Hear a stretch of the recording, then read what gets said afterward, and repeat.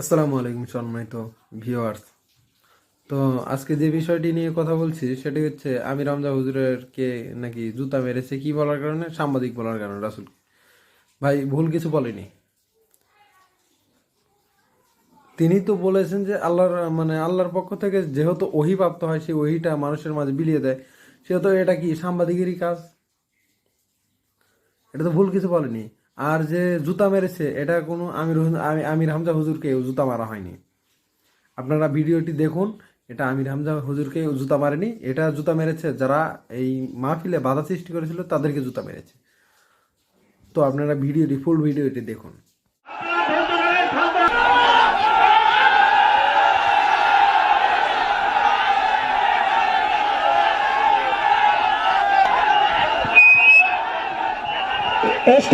স্টেজে কোরআন শরীফ রয়েছে, আপনারা বেয়াদবি করবেন না। এখানে কেউ নাই, এখানে কেউ খারাপ কিছু করে না, এখানে কোরআন শরীফ আছে। খবরদার কেউ স্টেজে জুতা নিক্ষেপ করবে না, ধ্বংস হয়ে যাবে। কিন্তু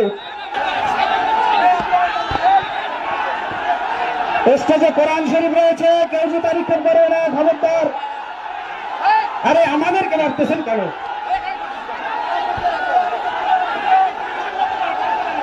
আমরা 4টা পর্যন্ত কথা বলার অনুমতি দিয়েছিল, কথা বলেছি। আগামীতে সময় আসলে আবার আসবেন।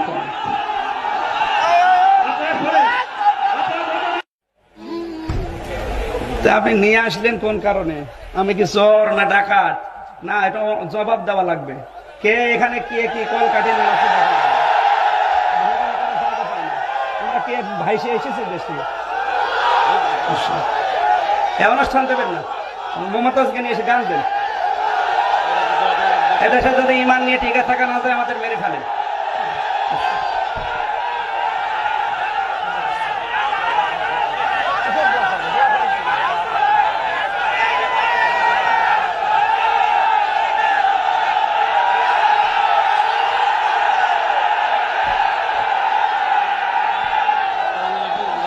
اللهم آمين. ربنا آتنا في الدنيا حسنة وفي الآخرة حسنة وقنا عذاب النار وادخلنا الجنة مع الأبرار يا عزيز يا غفار يا رب العالمين.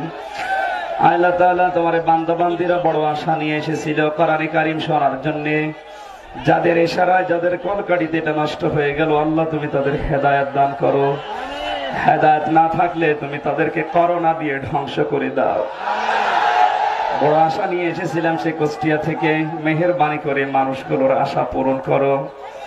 কোরআনের সঠিক একটা তাফসীর করার জন্য বসেছিলাম, তোমার জান্নাতে যাওয়ার জন্য যা দরকার আল্লাহ তাআলা বলতে পারলাম না, মেহেরবানি করে আমাদের মাফ